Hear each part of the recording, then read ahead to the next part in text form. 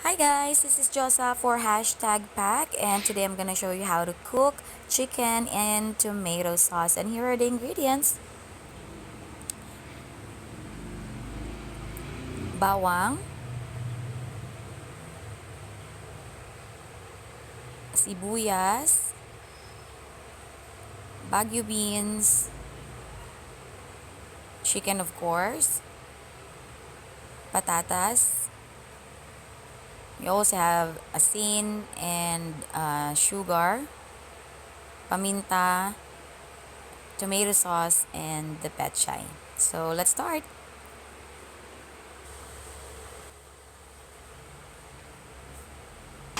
So, napainit ko na dyan yung kawali as well as the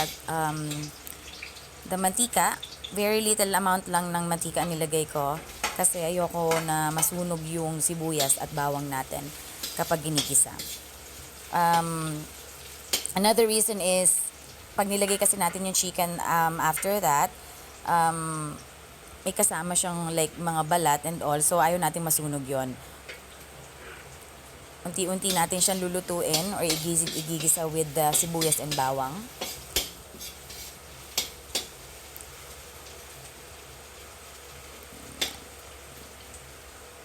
So,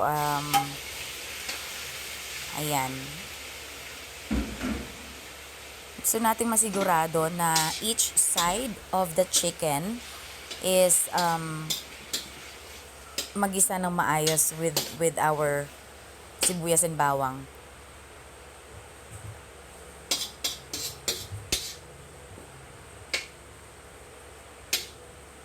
Ayan. Ayaw natin siya masyadong masunog on that part. Ang gusto lang nating ma-achieve here is mag-brown lang ng konti yung balat ng manok, and as well as ma-absorb mismo yung katas ng manok natin. And that will serve as the fats. Kaya konti lang talaga yung nilagay ko na mantika kanina. So, yan. Haluin lang natin siya ulit para naman sa kabilang side ng chicken is maluto rin.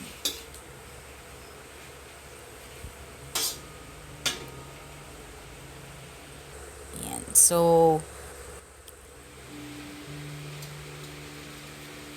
ayan. Nung medyo na-achieve na natin na brown talaga yung chicken, nag-add na ako ng asin. Yung sakto lang sa panlasa nyo. Anyway, kung hindi pa naman okay sa inyo yun, you can just add more salt. And then now I'm adding pepper. Durog na paminta. And I also put on some whole pepper. Pamintang buo. Ayan. So, gisa lang natin ulit sila. Halu-haluin lang hanggang sa achieve natin yung gusto natin lasa. And then, add lang tayo ng water para pakuluan yung chicken. Now, depende sa inyo kung gaano nyo siya kagusto kadami ng sabaw. Just adjust nyo lang. Ako kasi, ayoko ng medyo masabaw talaga siya. So, gusto natin yung konting-konti lang. This time, I actually add 1.5 nung water kasi gusto kong palambutin talaga siya yung chicken. So, cover lang muna natin. Hintayin natin lumambot yung chicken.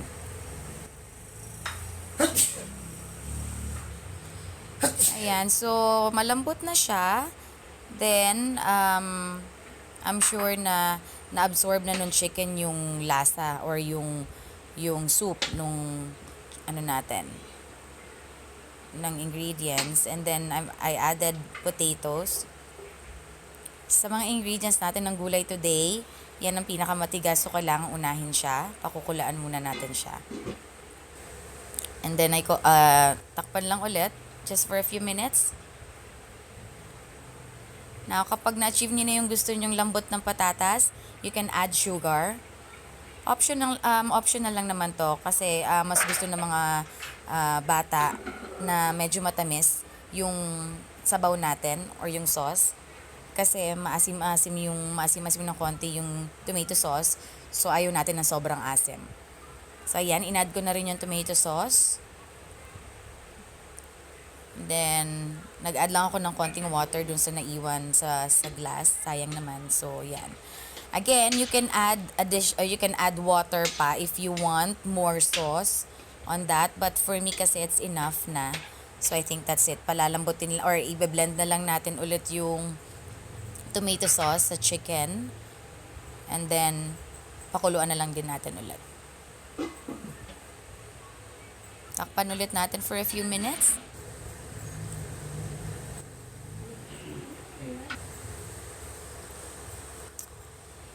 And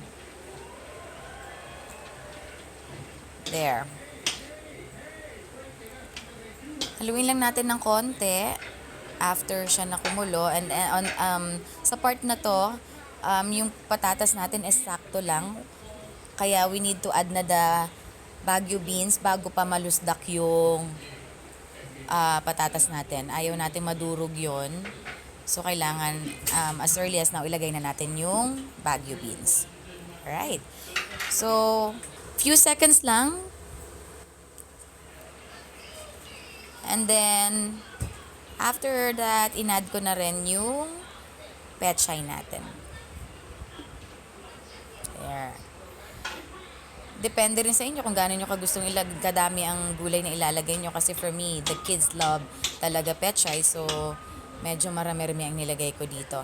And we wanna make sure na ma-maintain yung color no, or yung pagka-green ng gulay natin dito both for pechay and the Baguio beans. So, we don't want to cover that. Kasi pag ginawa natin yon magba-brown yung gulay and ayaw natin yun, of course. We just wanna make sure na ma-maintain pa rin natin yung freshness nung gulay. Alright. So, hinalo ko lang siya ng konti para yung sauce mapunta sa gulay. And then, that's basically just it. Tatakpan ko lang siya saglit. Actually, couple of split seconds lang. And then, tinanggal ko na siya ulit para lang yung init. And then, here we go. I hope you like my first dish